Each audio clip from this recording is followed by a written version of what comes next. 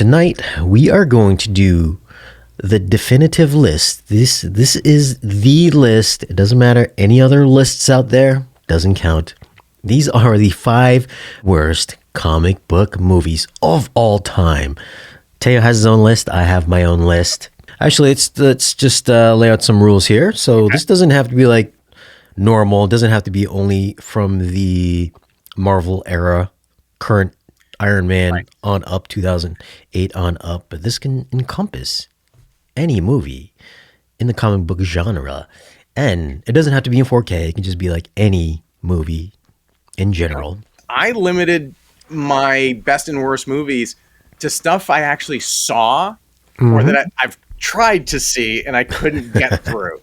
So, right. I'm not just going to go to, I think some of these lists just go to Rotten Tomatoes. Let's see what the worst score is and rank them. So that's not what you're going to get from me or from us.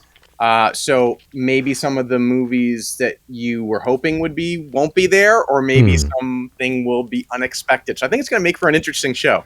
We'll kick it off for your number 5. Theo, what is your number 5? All right. Worst. So number 5 is Thor, Love and Thunder, the 5th worst of all time.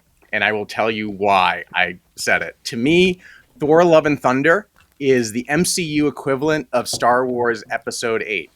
I refuse to believe that the movie exists, that it's canon in the MCU. And the reason why it made my list, and you'll see my thinking in some of these, is I think it's one of the greatest disservices that Marvel has done to a character and a storyline in the entire MCU. So for those of you who may or may not be familiar with the Mighty Thor series, it talks about Jane Foster becoming Mighty Thor. And what's really amazing about the storyline is it has this very serious overtone that every time Jane Foster becomes Thor, it progresses her cancer that she's dealing with. So it's a pretty serious storyline. It has some amazing themes and undertones of the balance of power, the sacrifice that you make, how that, and in her case particularly, sacrifices her life. And all we get is Fat Thor in this. So it was an abomination to me. I hate it, and I will never watch it again. So that is your number 5, Thor, Love and Thunder. Okay. Well, it's not my number 5. However, my number 5 worst comic book movie of all time would have to be a movie that came out during the pandemic. One of the first big movies to come out during the pandemic that was also shot in IMAX. Supposedly, we were supposed to get an IMAX version of it. However, there was like maybe 2 scenes that were bookend at the beginning and at the end. Came off of one of DC's biggest box office hits from the Snyderverse era, which is Wonder Woman 84. The biggest turd movie. I remember staying up for this at like 3 a.m. on Max, HBO Max at the time. And it was the absolute worst thing. I was like, how did you come from Wonder Woman to this? Patty Jenkins dropped the ball on this.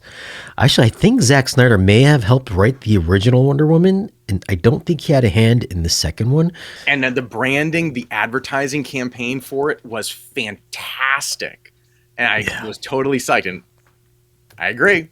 Huge letdown. And of course, I was waiting for the IMAX stuff. I think just that little gymnastics thing they were doing at the beginning of the movie, and then the scene with Linda Carter at the end, I think, were the only 2 scenes that were in IMAX. And they lasted for just a couple minutes. That's it. Oh my God, what a horrible.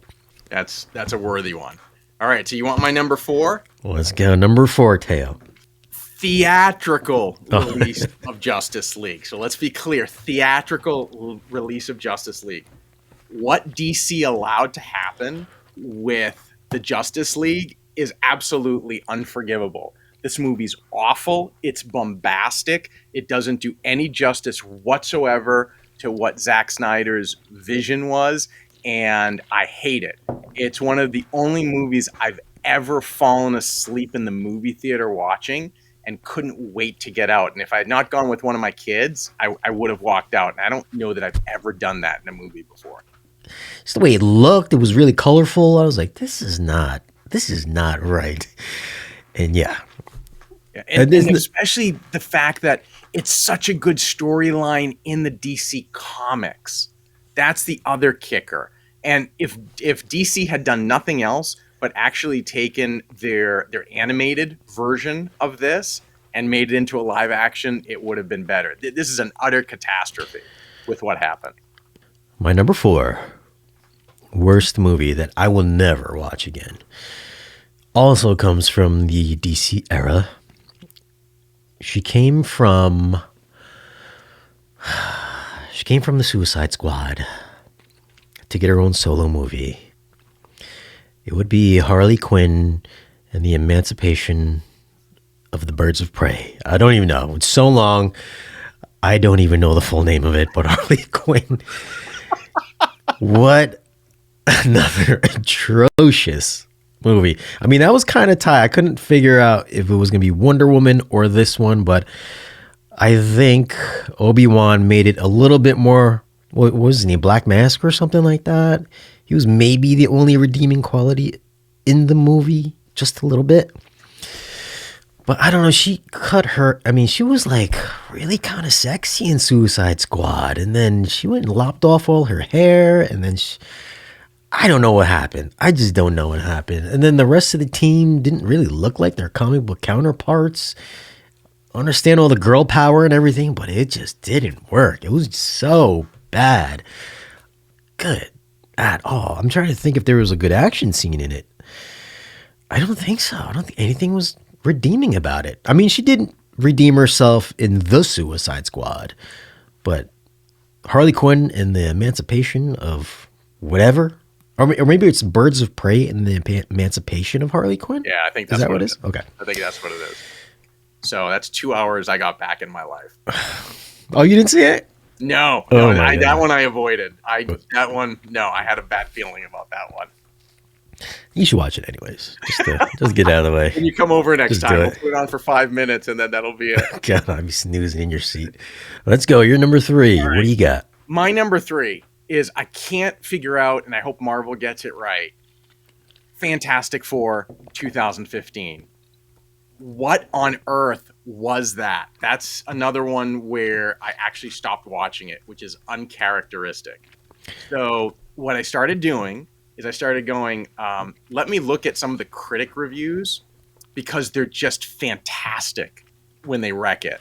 So a poorly constructed, ineptly executed, flat-footed piece of branded product that plays as though it were written by a piece of software fed every superhero movie script to date and instructed to synthesize them.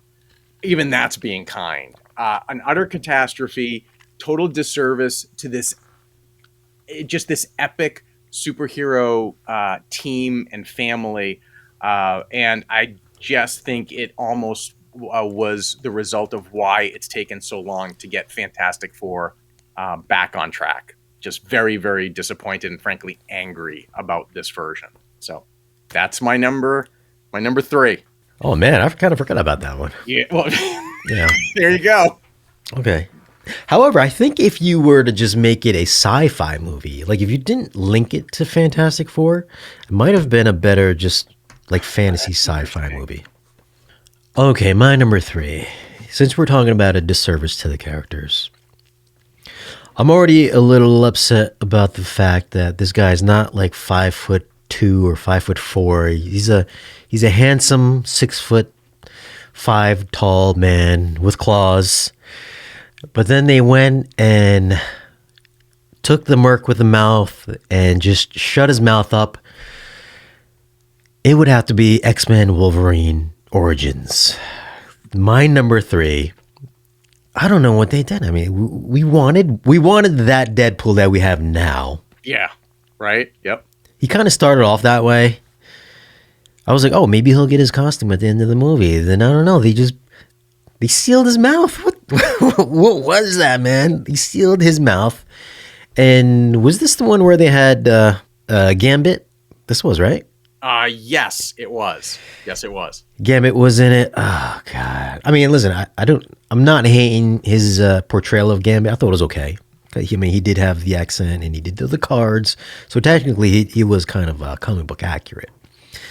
The Blob was also kind of comic book accurate as well. So, and I think when this movie came out, there was a work print, which it like leaked before it came out to the theaters. So it's like all the CG and everything like that was unfinished, and somebody from the studio got a hold of it and leaked it online.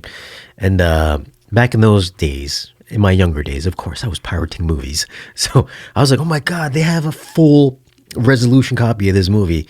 And that, along with Revenge of the Sith back then, I do like Revenge of the Sith. Yeah. But that came out before the movie hit the theaters as well. But this was just, it was just bad. I mean, I saw it first, the work print, the pirated copy, and I was like, there's no way that this is the final version. There's just no way. I get it, the CG is not totally finished, but they're going to finish it.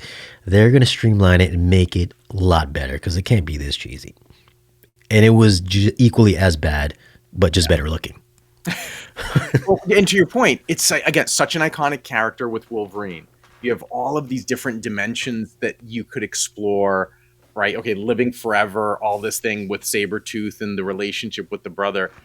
But the story just didn't do any justice to what the potential could have been. And that's, again, where I think the tragedy is. And thankfully, the latter renditions, obviously X-Men and some of the standalone Wolverines, were much, much better and redeeming. But this one, it's a stinker. Yeah. They did bring it back around with Deadpool and Wolverine. So I'm glad to see that. Plus, he did get his mask in the latest incarnation. All right, what do you got for number 2, Theo? For number 2, Superman 4, The Quest for Peace. That, to me, is encapsulated by Danielle Soulsman's review, Soulsy at the Movies, where she says Superman 4, The Quest for Peace, is the single worst Superman film of all time. A disgrace to the franchise, its creators, and most of all, the audience's intelligence. And in retrospect, yeah, as somebody who I grew up watching the original Superman in the theater, Christopher Reeve was such a great epitome. I mean, he is Superman in so many different ways. And to see how this torpedoed everything. And, then when you think of how great Superman, the original Superman was, Superman 2, and then things start to go south with Superman 3 with Richard Pryor. And then you get The Quest for Peace, and you're like, guys, did you really do this to one of the most iconic superheroes of all time? So, criminal what DC did with this. Was that the one with the Atomic Man? Is that his name, Atomic Man? Yes, that's correct. Yeah. The moon, the whole, the UN, the whole 9 yards. So, another one that turned my stomach watching it, and I couldn't. It was a tragedy what happened. So, Quest for Peace, shame. It should be thrown out. That was on my list. I think if we did a top 10, I think that would have made my list. But then I was thinking about it, and I said, yes, the movie's bad, but it's one of those bad, I'll watch it again movies. Okay, good luck. My number 2 worst comic book movie of all time would have to be, I think she came off of an Oscar to make this movie. I believe she was in Swordfish, and then she did Catwoman, also starring Halle Berry and Sharon Stone. I mean, this was like just one of the worst CG fests ever, and CG back then wasn't even good looking. Aside from her outfit, which I'll give her a pass for the outfit. I don't even understand what was the premise of the movie? Something about the makeup or something like that, or fashion or whatever. But the funny thing is that she got voted for the worst movie. That she won a Razzie that year. Yes, and she went to the Razzie Award show and actually accepted the Razzie. Thank you for putting me in a piece of shit, god awful movie. God, I mean, this was like prime time Halle Berry. This is like the height of her career, and she just like buried it doing Catwoman. I agree. That's my number 1, Catwoman. Oh, that's your number. The single worst superhero movie of all time, and I think that there again, there's a reason for it. Is the disservice that this movie did to the legacy of the character, the complexity of the character, the relationship with Batman, especially in the comics that you have. And then you look at what a great Catwoman Michelle Pfeiffer was. Then you look back at Batman 66, and you look at the iconic actresses who also played that character and gave so much. Bad script, Halle Berry, an amazing actress. Look at what she did in the X-Men with Storm, if you want to put it back into the comic book genre.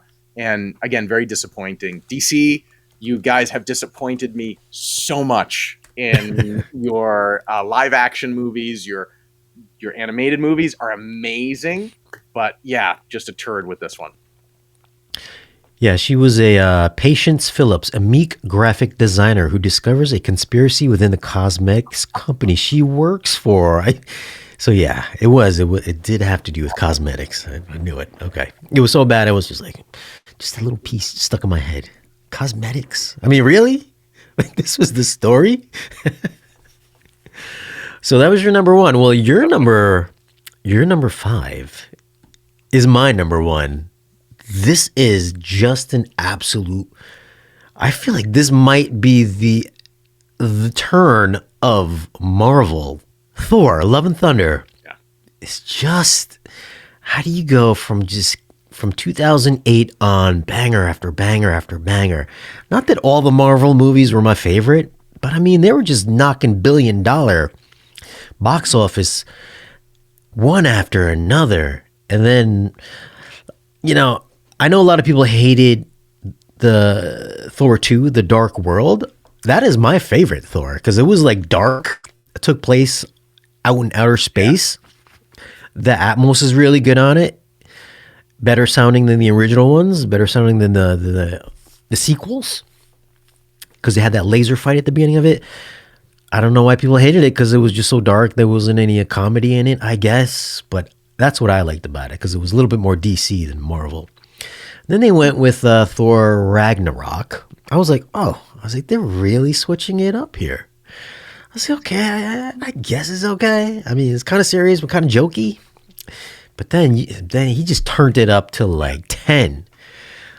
All the cheesy stuff that I hated in Ragnarok just amplified it. I mean, he's drinking with the axe, Stormbreaker, when he's having a relationship with Stormbreaker. I was like, come on, Marvel. What are you doing, man? From that point on, every Marvel movie just pretty much sucked. I mean, everything sucked. So I feel like that was the turning point. I agree. I agree. And it's what you said. You look at the original Thor, and there's what Kenneth Branagh, and you kind of have this Shakespearean element to the movie where you have the theme of the prodigal son, right? And Loki is almost in some ways like the elder father who stays behind but doesn't become like the father. Like all these amazing themes that you can unpack. And then you get Thor, Love and Thunder, and you're like, what on earth is this? And it's almost like the beginning, like I said, the beginning of Star Wars Episode 8, where you're like, okay, this has some potential. And then, what? When they have the Oasis.